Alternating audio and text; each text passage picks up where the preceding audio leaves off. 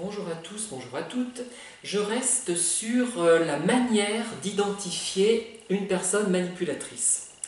Alors, une des manières de l'identifier, c'est on pense toujours à elle. Lorsque l'on pense sans arrêt à quelqu'un, ce n'est pas forcément parce qu'on en est très amoureux, hein.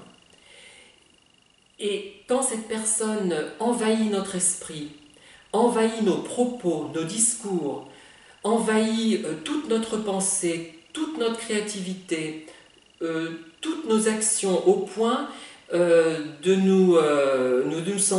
se sent en quelque sorte avec un surmoi rajouté à notre surmoi habituel. Il se superpose, juxtapose, se mélange avec notre surmoi habituel. Et on pense à lui quand on fait une action. Tiens, je suis en train de faire telle action, qu'est-ce qu'un tel ou une telle en penserait? Je suis en train de planter un rosier, qu'est-ce que machin en penserait? Je suis en train de faire une dédicace, qu'est-ce qu'un tel en penserait? Etc. Et c'est vrai que ce sont des gens qui envahissent notre esprit.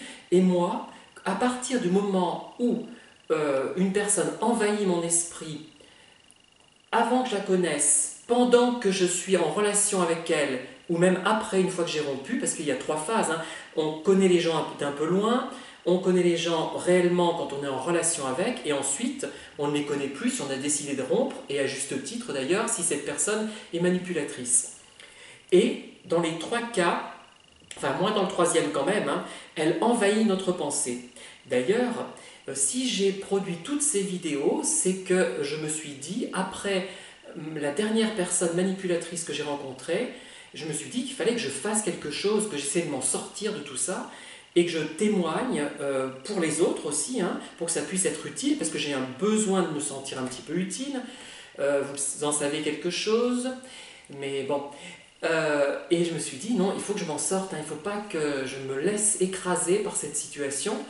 En même temps, ça donnait du pouvoir à la personne qui a regardé certaines de mes vidéos, hein, je dis franchement, je m'en suis rendu compte. Voilà.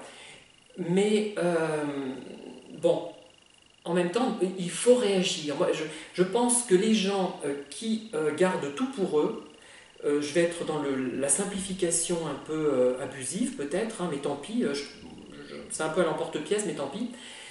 C'est ceux-là qui vraiment finissent par se suicider, par mal vivre les choses et par développer des symptômes morbides, je pense, alors que moi, je préfère l'expulser, tout ça. Je sais que c'est pas marrant pour les personnes qui me côtoient, et c'est pour ça d'ailleurs j'ai fait ces vidéos, comme ça je peux expulser finalement, recracher, ré,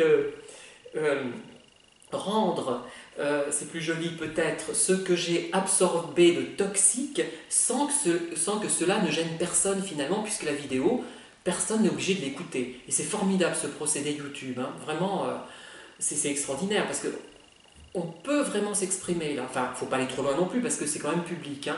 On ne va pas parler de choses qui pourraient nous embarrasser trop. Enfin, moi, parfois, j'ai supprimé quelques vidéos à cause de ça, pas beaucoup, hein. Voilà. Et donc, une des façons, une des manières presque certaines de reconnaître une personne manipulatrice, c'est qu'on pense sans arrêt à elle. Voilà, je vous souhaite une bonne journée et je vous dis à bientôt.